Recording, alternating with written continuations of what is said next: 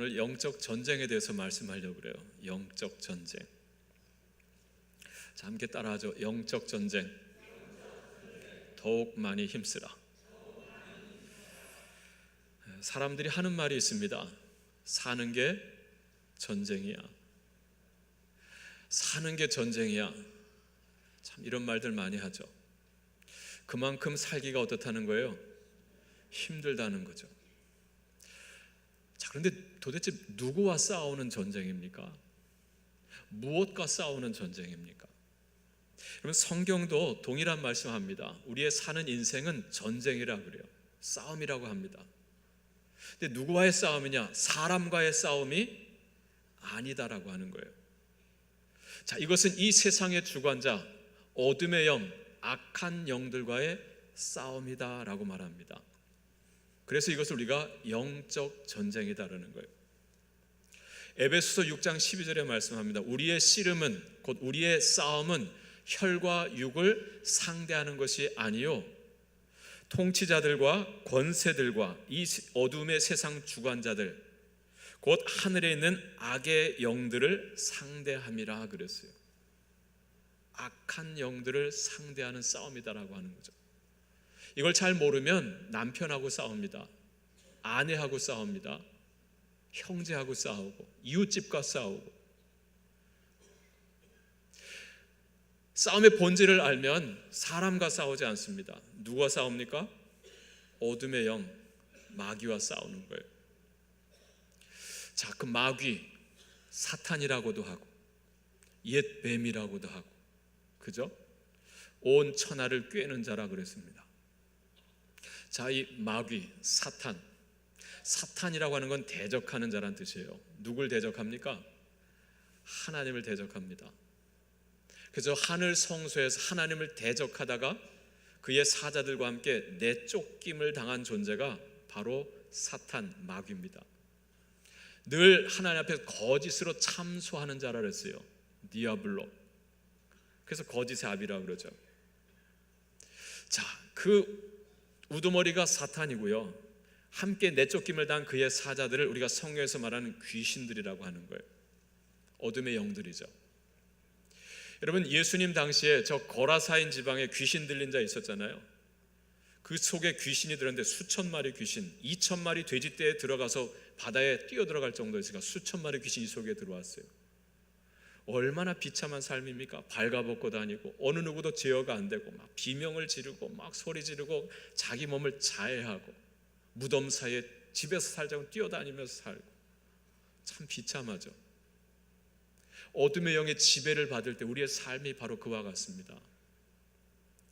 자, 무덤 사이에 사는 그 거라사인 지방에 귀신 들린 자만 그렇습니까? 예루살렘에 사는 바리새인도 그랬어요.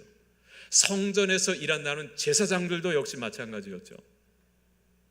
그들도 마귀의 지배를 받다 보니까 스스로는 하나님을 잘 섬긴다 하지만 그들 안에 천국이 없어요. 하나님 나라가 없어요. 왜요? 하나님이 주인이 아니거든요. 자기의 정욕이 주인이고 세상 물질이 주인이고. 다 누가 하는 짓입니까? 마귀가 하는 짓이에요.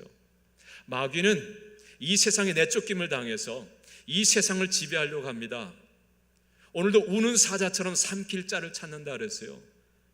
하나님을 대적하는 그는요, 오늘 여러분을 하나님께 대해 무관심하게 하고 하나님을 떠나게 하고요, 적극적으로는 하나님을 대적하게 합니다. 이게 다 어둠의 영이 우리 마음속에 사는 일들이에요. 그래서 세상의 가짜 모조품들을 진짜로 알고 살게 만들죠.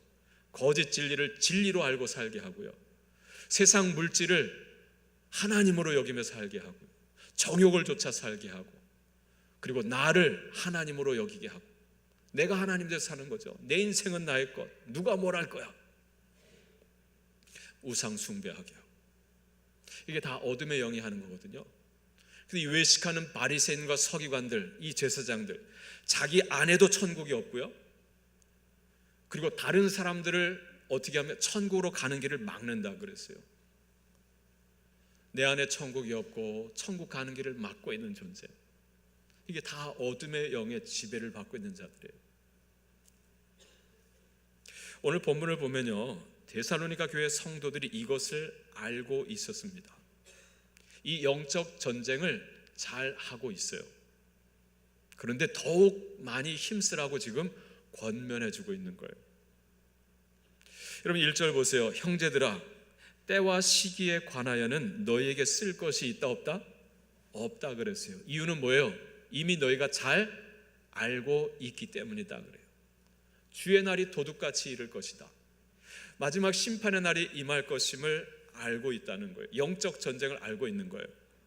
그리고 마지막 11절에 보면 그래서 어떻게 살아야 되는지 알아요. 그러므로 피차 권면하고 서로 덕을 세우기를 너희가 하는 것 같이 하라.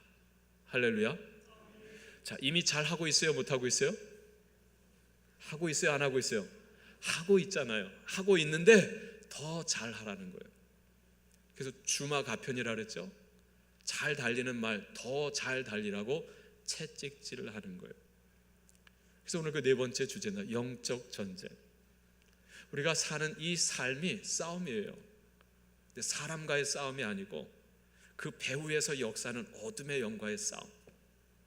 내 안에 주님 뜻대로 살지 못하게 하고 내 감정을 쫓아 살게 하고 정욕을 쫓아 살게 하고 세상 그 무엇을 하나님으로 여기며 살게 하는 그 사탄, 이걸 분별하여 물리쳐야 된다는 거죠. 그때 내 안에 천국을 이룰 수 있고요. 그때 우리는 가정을 천국으로 이룰 수 있고, 그때 우리는 교회를 통해서 이 땅에 천국을 이루며 궁극적으로는 저 하늘에 있는 하나님 나라, 자, 그 천국으로 우리가 들어가는 것입니다. 할렐루야.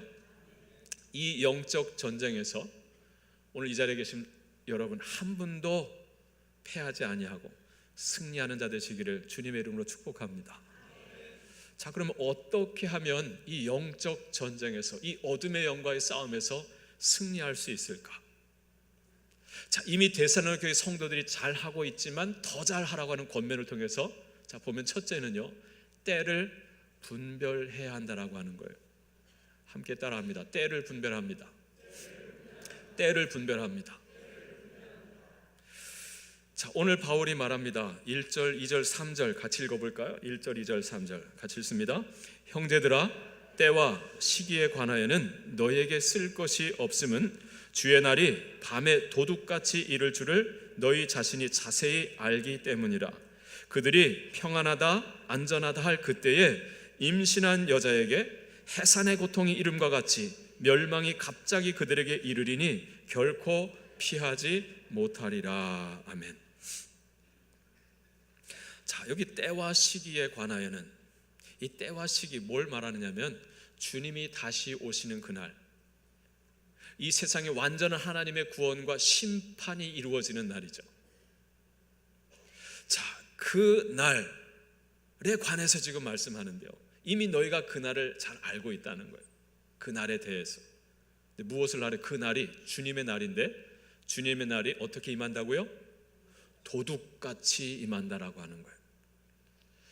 오늘 밤 여러분 집을 털러 가는 도둑이 오늘 몇 시, 몇 분, 몇 초에 여러분 집을 털러 갈 테니까 기다리십시오 하고 찾아옵니까? 예고하지 않고 전혀 상상하지 못한, 생각지 못했던 때에 쳐들어오잖아요. 마치 그 심판의 날이, 그리고 완전한 구원의 날이, 주님의 날이 이와 같이 도둑이 오듯이 이를 것이다라고 하는 거예요. 여러분, 마태복음 24장 25장에 보면 종말에 관한 주님의 가르침이 있어요. 마지막 때에 관한 주님의 가르침. 24장은 종말에 있을 징조를 이야기해 주고요, 25장 그래서 우리가 어떻게 살아야 되는지를 일러줍니다. 자, 24장 어떻게 시작하냐면요, 제자들이 예수님께 조용히 와서 물었다 그래요. 근데 그 시기가 언제냐면 예수님이 십자가에 달리시던 바로 그날 새벽입니다. 제자들과 마지막 만찬을 나누고 고벨의 말씀을 주셨죠. 그리고 감람산에 나가서 그 감람산에 앉아 계셨을 때에 제자들이 와서 조용히 물었던 거예요. 예수님, 우리에게 좀 알려주세요. 어느 때에 이런 일이 있겠습니까?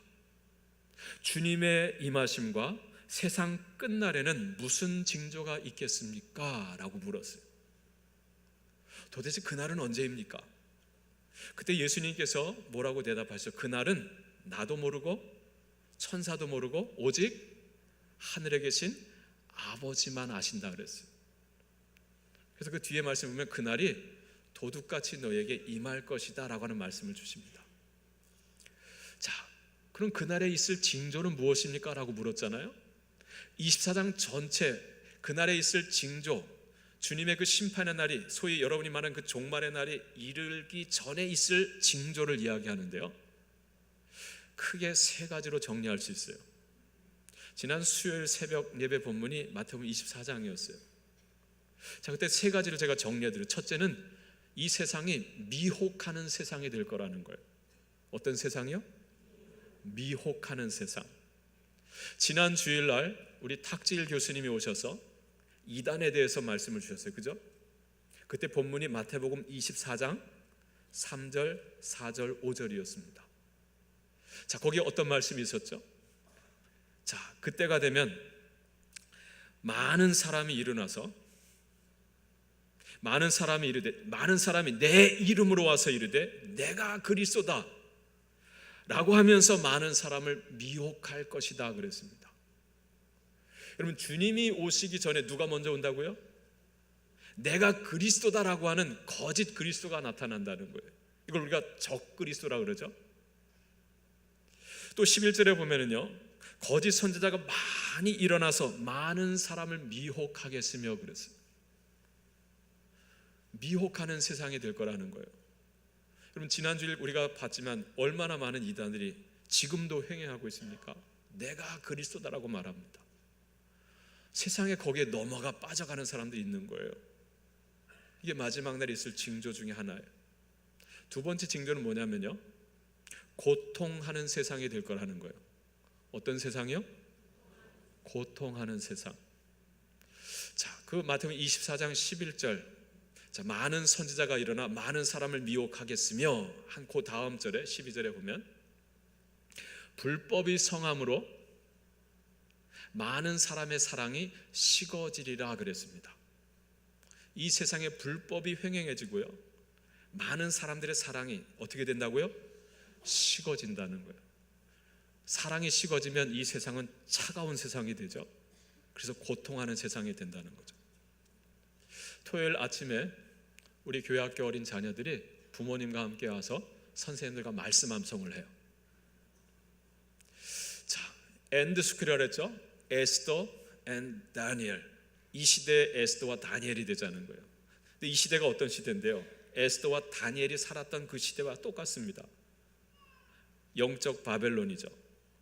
영적 바사, 하나님 없는, 하나님을 대적하는 이 시대, 이 세상 바벨론 가운데에서 에스더와 다니엘처럼 하나님을 경험하고 하나님을 보여주는, 여러분 고백대로 내 주님만 나타나길 원합니다. 이게 에스더와 다니엘의 삶이었잖아요. 그러기 위해서는 이 시대를 분별할 수 있는 안목이 열려야 되겠다 싶어서 우리 암송 구절 중에 마태복음 24장 11절 12절을 암송시켜요. 유치부 아들까지. 그다음에 초등학생들은 조금 더 암송 능력이 있어서 디모데후서 3장 1절로 5절 말씀을 암송시켰습니다. 자, 디모데후서 3장 1절로 5절에 보면은요, 사도 바울이 디모데에게 말합니다. 너는 이것을 알라. 말세에 고통하는 때가 이르러 그랬어요. 거기서 말세를 말합니다. 근데 그 말세는 고통하는 때가 될 것이다 라고 하는 거예요. 왜 고통하는 때가 될 것이냐? 2절부터 5절까지 해서 19가지의 이유를 말합니다. 그걸 아이들에게 암송시키고 있어요. 사람들이 자기를 사랑하며 돈을 사랑하며 자랑하며 교만하며 비방하며 부모를 거역하며 감사하지 아니하며 거룩하지 아니하며 무정하며 원통함을 풀지 아니하며 모함하며 절제하지 못하며 싸나우며 선한 것을 좋아하지 아니하며 배신하며 조급하며 자만하며 쾌락을 사랑하기를 하나님 사랑하는 것보다 더하며 경건의 모양은 있으나 경건의 능력은 부인하는 자니 이 같은 자들에게서 내가 돌아서라. 여러분, 왜 말세 세상이 고통하게 될 것인가? 이런 사람들이 점점 많아질 거라는 거죠. 사랑 하나만 본다고 한다면 세 가지가 나오죠. 자기를 사랑하며, 돈을 사랑하며, 쾌락을 사랑하기를 하나님 사랑하는 것보다 더하며. 그러다 보니까 사람들이 어떻게 해요? 싸나워지죠. 참지 못하죠. 절제하지 못하죠. 거룩하지 않아요. 부모를 거역하고, 배신하고, 조급하고. 자, 이런 고통하는 세상이 될 것이다. 자, 그러면 마지막 세 번째 어떤 징조냐면요, 이 세상이 무관심한 세상이 된다는 거예요. 어떤 세상이요? 무관심한 세상. 뭐에 대하여 무관심하냐? 하나님께 대하여 무관심한 세상이 되는 거예요. 왜냐하면 마귀가 하나님께 대해 무관심하게 만들어요. 하나님을 떠나게 하고 세상을 하나님으로 여기게 합니다. 하나님을 대적하게 하죠. 그래서 마치 그날은 노아의 때와 같을 것이다 그랬습니다. 그 네 가지를 말합니다. 먹고 마시고 시집가고 장가가고. 네 가지가 뭐라고요? 먹고 마시고 시집가고 장가가고. 이게 노아의 때 했던 일들이잖아요.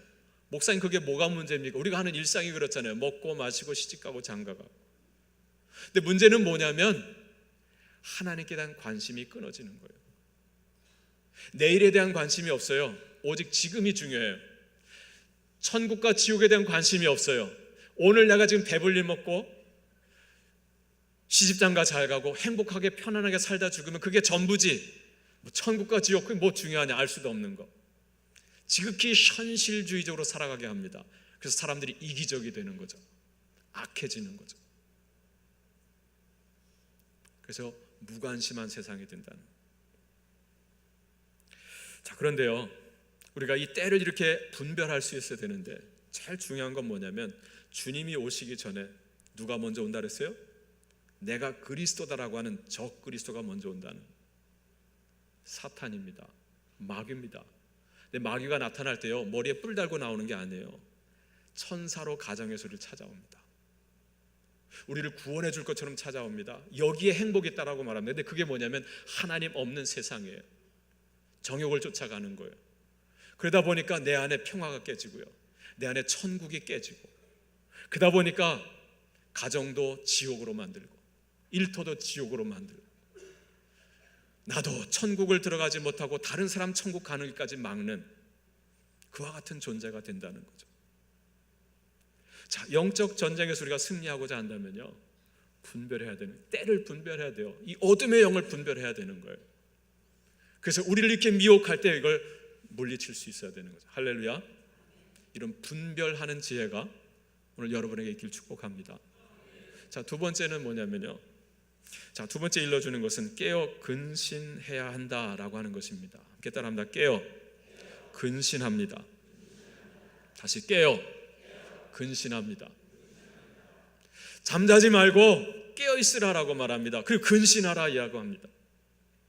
여러분, 오늘 여기 2절, 3절, 4절에 보면 바울이 놀라운 이야기를 해요. 자, 주의 날이 도적같이 이를 것이다 라고 말씀했어요. 그죠? 그래요, 안 그래요?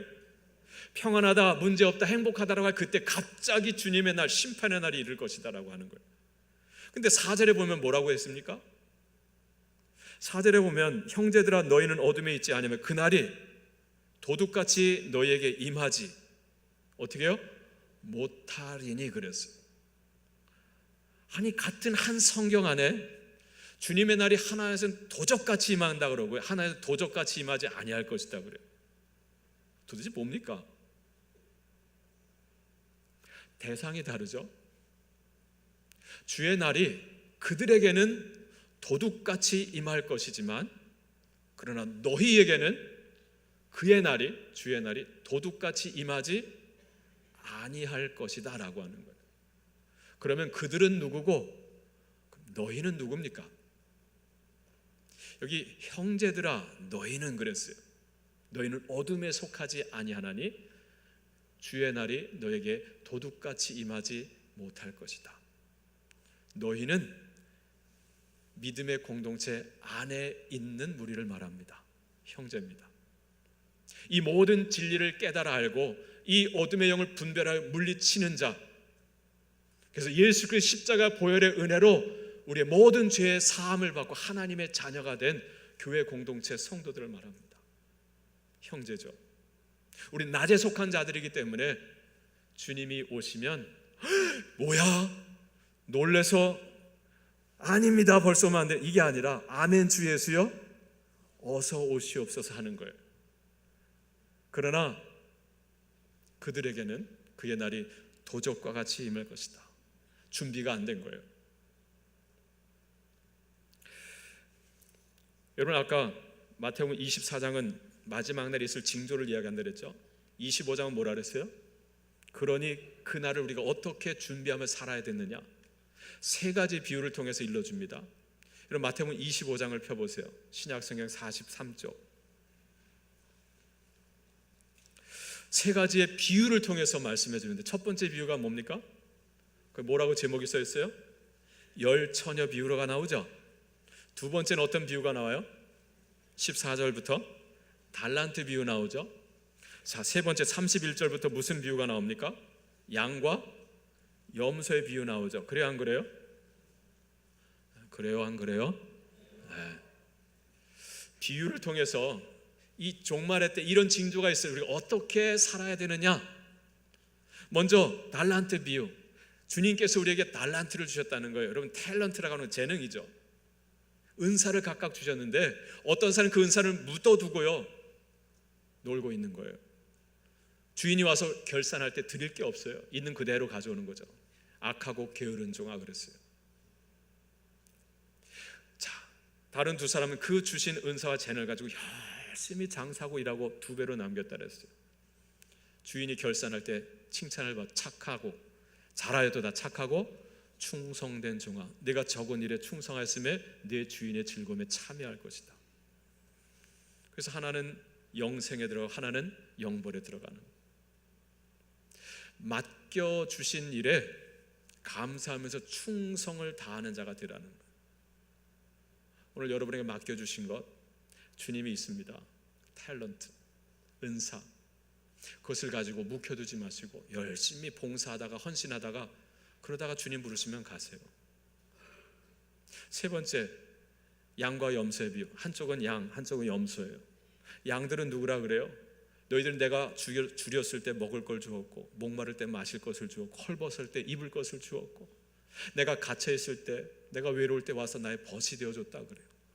그때 양들이 말하죠. 우리가 언제 그렇게 했습니까, 주님? 그랬을 때 여기 내 형제 중 지극히 작은 자 하나에게 한 것이 곧 내게 한 것이다 그러죠. 곧 한 영혼을요 소중히 여기면서 그를 섬기며 사랑하며 사는 삶 주님께서 기억하신다는 거예요. 곧 당신을 향해 한 것처럼 간주하겠다는 거죠. 여기 염소들은 달랐어요. 너희들 내가 줄였을 때 먹을 것도 주지 않고, 목마를 때 마실 것도 주지 않고, 헐벗을 때 옷도 주지 않고, 내가 외로울 때 찾아와 선샤인 안에 들어가서 와서 좀 나에게 손 좀 잡아 찬양도 불러주는 그런 것도 하지 않고 다 자기만을 위해 살다가 죽어요. 그럼 염소 되는 거죠. 한 영혼을 소중히 여기는 자, 이게 주님 오실 날 준비해야 될 우리의 삶이에요. 전도와 섬김이죠. 근데 첫 번째가 뭐예요? 양 첫 번째 비유, 열처녀 비유잖아요. 다섯 처녀는 슬기로운 처녀고 다섯 처녀는 어리석은 처녀다. 혼인잔치입니다. 오늘날 우리 혼인잔치는 낮에 하지만 유대인들은 저녁에 혼인잔치를 해요. 등불을 밝혀야 됩니다. 이 처녀들은요 신부는 아닙니다. 자, 혼인잔치 들러리들인데요, 등을 들고 신랑을 기다리는 거예요. 근데 다섯 처녀는 슬기롭다면 다섯 처녀는 어리석다 그래요. 자, 다섯 처녀는 등불을 준비하는데 기름도 같이 별도로 준비했고, 다섯 처녀는 등불은 들고 있는데 기름을 별도로 준비하지 않았어요. 자, 이 비유, 이 혼인잔치 비유의 결론이 뭐냐면 13절입니다. 13절 뭐라고 되어 있습니까? 그런즉 깨어있으라. 너희는 그날과 그때를 알지 못하느니라. 신랑이 언제 오는지 모르는 것처럼 주님이 다시 오실 그 심판의 날, 구원의 날이 언제 있는지 우리는 알 수 없다는 거죠. 그러니 등불을 들고 있을 때 뭘 같이 준비해야 돼요? 기름을 준비해야 된다는 거죠. 자, 여기 슬기로운 처녀 다섯, 어리석은 처녀 다섯, 이 비유의 결론은 깨어있으라는 거예요. 근데 여러분 5절 말씀 보세요. 신랑이 더디옴으로, 그 다음 말씀 뭐예요? 다 졸며 잘세. 어리석은 처녀들만 잤습니까? 어리석은 처녀들만 잤습니까? 다 잤어요. 다 졸았습니다. 지난밤 혹시 늦게까지 밤새우고 와서 지금 예배드리는 분 이 시간 막 졸릴 거예요. 잠도 자고 싶을 거예요. 저 기둥 뒤에 숨어서 예배드리고 싶을 거예요. 그러면 이 괘씸한 곳, 널 위해 지옥이 예비되어 있다, 들어가! 그러실까요? 다 졸고 다 잤어요. 여러분, 깨어있는다라고 하는 게 뭡니까? 결론은 깨어있으라고 하는 건데 다 잤어요. 곧 무엇을 말해요? 기름을 준비하고 있으라는 거예요. 기름을 준비하고 있는 자는 깨어있는 자라는 거예요. 여러분, 주님이 다시 올 일 우리 알 수 없는데 그날까지 우리가 잠 안 자고 매일 각성제 먹으면서 버텨야 됩니까? 며칠이나 살겠어요? 며칠이나 기다리겠어요? 깨어있으라고 하는 건 기름을 준비하라는 거예요. 여러분, 성경의 기름은 무엇입니까? 성경에서 기름은 뭘 상징합니까? 성령이잖아요. 성령의 기름 부으심. 내 안에 성령이 충만하냐라고 하는 거죠. 성령이 충만한 자는요, 말씀 충만, 은혜 충만합니다.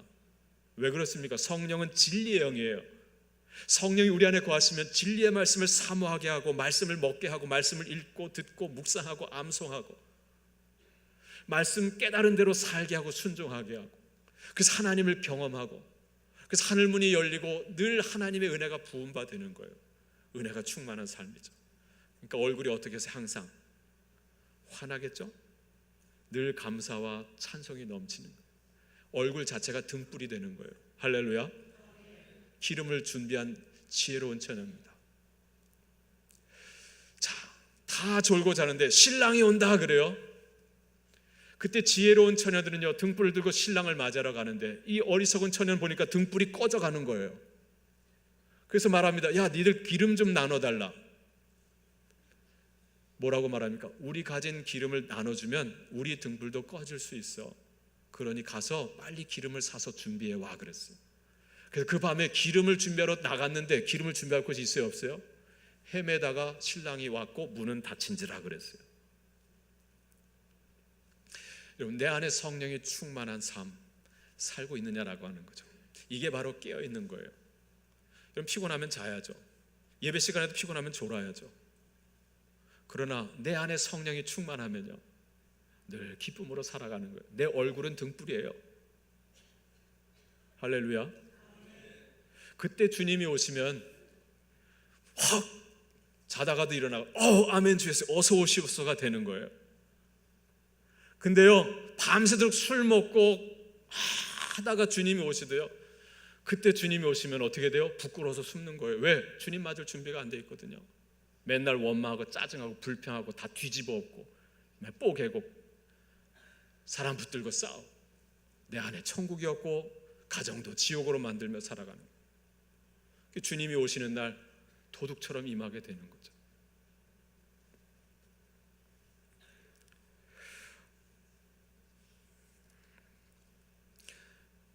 여러분, 오늘 말씀 다시 돌아가서 데살로니가전서 5장 6절 이하에 보세요. 그러므로 이제 권면하잖아요. 그러므로 우리는 다른 이들과 같이 뭐하지 말고요, 자지 말고 오직 어떻게 해요?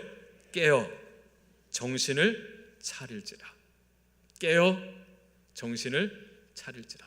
이 정신을 차릴지라 헬라말로 네포란 단어를 쓰는데요, 그 원어적 뜻은 술 취하지 않은 상태를 말합니다. 정신이 맑은 거예요. 세상 술에 취해 있지 않아서 하나님의 성령으로 충만해서 분별하는 거죠. 삼갈 걸 삼갈. 그래서 근신이라고 합니다. 베드로서에 보면 이 동일한 단어 네포란 단어를 근신하라 이렇게 번역해요. 근신하라, 깨어라, 너희 대적 마귀가 우는 사자와 같이 삼킬 자를 두루다니며 삼킬 자를 찾나니 그랬어요. 근신하라, 깨어라. 뭐예요? 성령 충만입니다. 그리고 그 다음 절, 자는 자들은 밤에 취하고 취하는 자들은 밤에 취하되 우리는 낮에 속하였으니 정신을 차리고 근신하여 믿음과 사랑에 호심경을 붙이고 구원의 소망의 투구를 쓰자. 에베소서의 말씀, 하나님의 전신갑주 무장하는 영적 무장이에요. 이건 다른 거 아닙니다. 한마디로 성령 충만입니다. 하나님의 영으로 충만한 삶을 사는 거예요. 늘 감사하고 기뻐하고 구원의 확신을 가지고 주님이 오시면 아멘 주 예수여 어서 오시옵소서. 할렐루야. 자, 마지막 세 번째요. 자, 영적 전쟁에 승리하는데 어떻게 승리할 수 있느냐? 나 혼자 싸우는 게 아니고 함께 싸운다는 거예요. 할렐루야. 따라하겠습니다. 함께 물리칩니다. 함께 물리칩니다. 한번 싸워보셨어요, 여러분? 살면서 싸워보셨어요? 저쪽에 5놈이 오는데 난 혼자 있어요. 오는 놈들이 다 몸이 이래요. 그럼 어떻게 해요? 쫄잖아요. 그래 안 그래요? 이웃집 아이가 갑자기 오더니만 나를 눕혀놓고 막 때려요. 이웃집 아이 나보다 몸이 2배나 커요. 그래서 막 얻어 터지고 있는데 갑자기 뒤에 형이 나타났어요. 그때 형을 보는 순간 없던 힘이 막 생겨요. 그래서 나보다 2배 큰 그 아이를 뒤집어 엎고 내가 이제 막 이기는 거예요. 어디서 나온 힘일까요? 형이 뒤에 있다는 거죠. 때론 형이 와서 도와주는 거죠. 그 형이 누군데요? 그 형이 누군데요? 주님이시죠. 주님. 할렐루야. 힘 있는 장수 나와서 날 대신하여 싸우네. 할렐루야. 내 힘만 의지할 때는 패할 수밖에 없도다. 누구의 고백입니까? 부패한 로마 카톨릭과 혼자 씨름하며 싸웠던 종교개혁자 마틴 루터의 고백이잖아요. 찬송이잖아요. 혼자 싸우면 패할 수밖에 없죠. 그러나 힘 있는 장수 나와서 싸운다는 거예요. 이 장수 누군가? 주 예수 그리스도. 만군의 주로다. 당할 자 누구랴. 반드시 이기리로다. 할렐루야. 대장 되신 주님이 나와 함께 하시고 날 대신하여 싸워주신다는 거죠. 자, 여러분 9절 10절 말씀 보세요. 9절 10절. 하나님이 우리를 세우심은 노하심에 이르게 하심이 아니요 오직 주 예수 그리스도로 말미암아 구원을 받게 하심이라. 할렐루야. 하나님 여러분이 한 분도 심판받아 지옥에 가는 걸 원치 아니하신다는 거예요. 진노하심에 이르는 것이 아니고 구원을 받게 하려 하십니다. 그래서 십자가에 달려 죽으셨고 그 십자가 보혈로 우리의 모든 죄를 씻어주시고 사해주시고 하나님의 자녀 되게 해주시는 거죠. 이게 구원 아니겠습니까? 근데 하나님이 우리를 구원하시고 그냥 냅두시는 것이 아니라 그 다음 말씀 뭐예요? 예수께서 우리를 위하여 죽으사 우리로 하여금 어떻게 해요? 깨어있든지 자든지, 밤이 되면 자야 되고 낮이 되면 깨어야 되겠죠? 우리의 일상의 삶입니다. 자, 근데 그 일상의 삶을 어떻게 살아요? 자기와 함께 살게 하려 하셨느니라. 할렐루야. 누구와 함께요? 자기가 누군데요? 우리 위해 죽으시고 부활하신 예수 그리스도. 주님 우리를 구원하셨고요, 깨든지 자든지 날마다 우리 일상의 삶, 먹고 마시며 시집가고 장가가는데 누구와 함께요? 주님과 함께 살게 하려 하심이라. 그러니까 영적 전쟁에 나 혼자 싸우는 게 아니고 우리 주님이 나와 함께 싸우시는 거예요. 자, 또 한 가지 있습니다. 11절 말씀 같이 읽겠습니다. 그러므로 피차 권면하고 서로 덕을 세우기를 너희가 하는 것 같이 하라. 할렐루야. 여기 강조되고 있는 말이 무엇입니까? 피차, 서로 피차 권면하고 서로 덕을 세우라. 지금 너희가 잘 하고 있지만 더욱 많이 힘써 피차 권면하고 서로 덕을 세우면서 이 어둠의 영을 물리치면서 내 안에 천국 이루고 가정 천국 이루고 직장의 천국 이루고 교회를 통해서 이 땅에 하나님 나라를 일구면서 저 그림자 천국이 아닌 저 본체가 된 하늘 천국을 향해 나아가자라고 하는 것입니다. 혼자가 아니에요. 함께입니다. 주님이 함께 하시고 옆에는 형제가 함께 하는 거예요. 그래서 삼겹줄은 쉽게 끊어지지 않는다 그랬죠. 그래서 주님께서 가정을 세우셨고요. 그래서 주님께서 교회를 세우셨어요. 음부의 권세가 이기지 못하리라 그러셨습니다. 여러분, 디모데후서 2장 22절을 보면 바울이 청년 디모데에게 말합니다. 너는 청년의 정욕을 피하고 주를 깨끗한 마음으로 부르는 자들과 함께 의와 믿음과 사랑과 화평을 조추라 그랬어요. 누구와 함께 있으라고요? 주를 깨끗한 마음으로 부르는 자들과 함께, 곧 교회 공동체를 말하는 거죠. 히브리서 3장에 보면 이렇게 말씀합니다. 오직 오늘이라 일컫는 동안에 매일 피차 서로 권면하여 너희 중에 누구든지 죄의 유혹에 이끌려서 하나님께로부터 떨어질까 삼가 조심하라 그랬어요. 오늘이라고 일컫는 동안에 매일 피차 서로 권면하여서. 할렐루야. 여러분, 교회 공동체가 이 어둠의 영을 이길 수 있는 힘이 된다는 거예요. 음부의 권세가 이기지 못하리라 주님이 약속하셨잖아요. 여러분, 교회는 모닥불과 같습니다. 뭐와 같다고요? 모닥불. 함께 모여 있어야 활활 타오르는 거예요. 흩어놓으면 어떻게 됩니까? 꺼집니다. 모닥불 안에 여러 종류의 나무가 다 탑니다. 큰 나무도 있고 작은 나무도 있고요. 병든 나무도 있어요. 썩은 나무도 있습니다. 부자 나무도 있고 가난한 나무도 있고요. 배운 나무도 있고 못 배운 나무도 있고요. 각양 종류의 나무가 다 여기 모여 있잖아요. 여러분 자신을 한번 생각해 보세요. 얼마나 깨끗합니까? 얼마나 잘났습니까? 세상에 병들고 망가지고 깨지고 상하고 어떻게 보면 썩은 이 세상의 존재들이 다 여기 모여 있는 거예요. 근데 타요. 왜요? 하나, 예수 그리스도의 보혈의 은혜 안에 있는 거예요. 할렐루야. 그래서 우리는 이 빛을 바라면서 오늘도 어둠의 영을 물리치며 살아가는 거예요. 근데 나 잘났다고요? 혼자 여기서 똑 떨어져, 아유 이 더러운 교회, 이렇게 문제 많은 사람들이 많아. 혼자 떨어져 나가보세요. 그 잘난 나무 어떻게 됩니까? 금세 꺼지는 거예요. 주님이 우리와 함께 하십니다. 교회가 거룩한 까닭은 여러분 때문이 아닙니다. 주님의 보혈 때문입니다. 그 보혈의 은혜 안에 살아가는 형제가 영적 전쟁에 함께 싸울 힘이 되는 거예요. 할렐루야. 옆 사람에게 말해요. 함께해서 너무 감사해요.